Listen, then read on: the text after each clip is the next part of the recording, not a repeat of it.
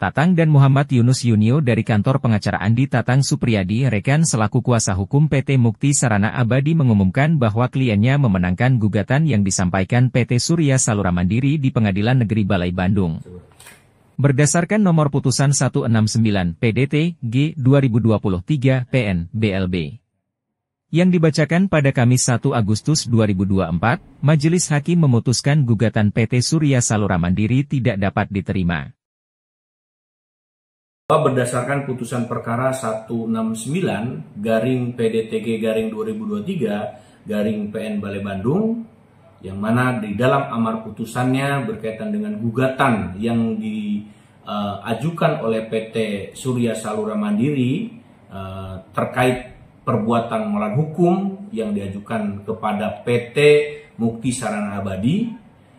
Dalam amar putusannya Majelis Hakim memutuskan bahwa gugatan penggugat tidak dapat diterima, sehingga dalam hal ini kami kuasa hukum dari PT MSA ya dari awal sudah mempunyai keyakinan bahwa gugatan ini tidak akan diterima. Kenapa? Karena di dalam gugatan tersebut secara formil juga ada kekurangan-kekurangan. Sehingga kami dari awal sudah sangat yakin bahwa gugatan ini pasti ditolak, gitu kan. Nah, berkaitan dengan gugatan ini, penggugat mengajukan gugatan kepada PT MSA sejumlah 62 miliar. Nah, dalam isi gugatannya tentunya mereka memasukkan materi gugatannya, tapi dalam pembuktian dan keterangan saksi-saksi kami melihat dan kami menilai bahwa itu tidak ada kaitannya dengan isi gugatannya. Seperti itu. Gugat merasa bahwa pihak dia yang telah melakukan revitalisasi pasar, telah melakukan pekerjaan, kemudian ada perbuatan melawan hukum yang dilakukan oleh klien kami sebagai tergugat, sehingga pihak penggugat itu merasa dirugikan sebesar kurang lebih tadi 62 miliar.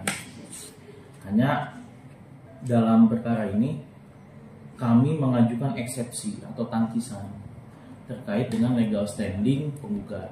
Kenapa kita mengajukan tangkisan?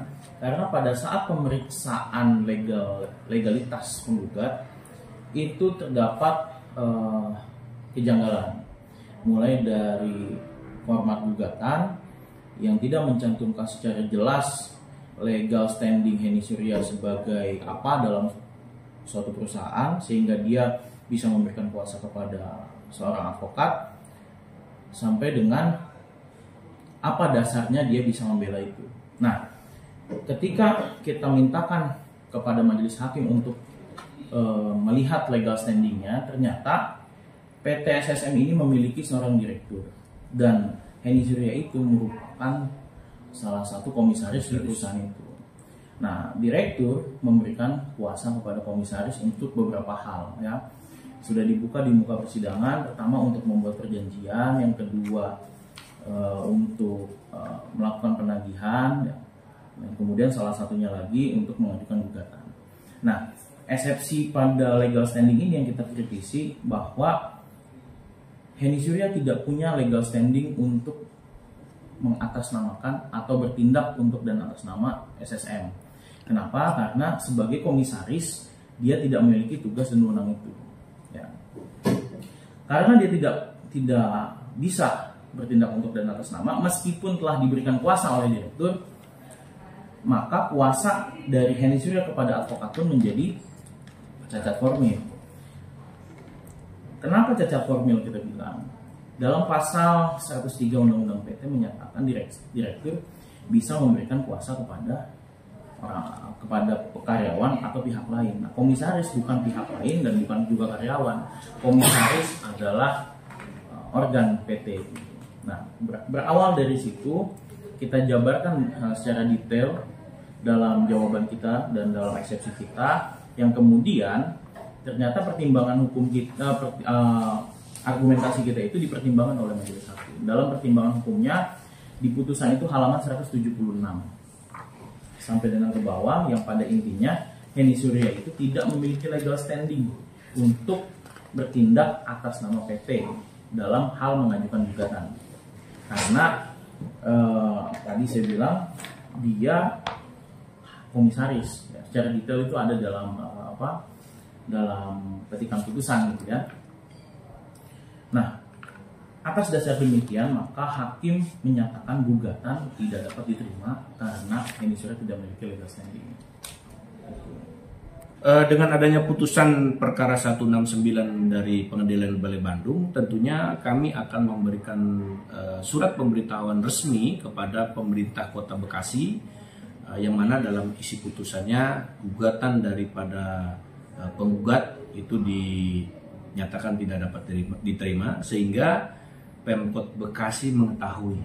Kenapa Pemkot Bekasi kita layangkan surat pemberitahuan? Karena ini berkaitan dengan proyek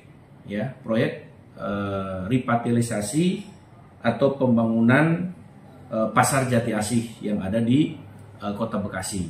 Sehingga hari ini kami sudah mengirimkan surat pemberitahuan tersebut kepada PJ Wali Kota Bekasi beserta Kepala Dinas Disperindak, terus Inspektorat, serta Kejaksaan dan Kepolisian Resort Kota Bekasi. Itu langkah yang kita lakukan, dan kita juga kirimkan pemberitahuan kepada para pedagang yang ada di Pasar Jati Asih supaya mereka melakukan aktivitas dengan tenang, ya, tidak ada yang merasa terganggu atau diganggu. Karena Pasar Jati Asih sekarang sudah beroperasi, dari pemerintah Kota Bekasi sudah diserah terimakan kepada PT MSA dalam hal klien kami, yang mana dalam penyaran tersebut bahwa PT MSA mempunyai hak pengelolaan terhadap pasar tersebut. Itu aja.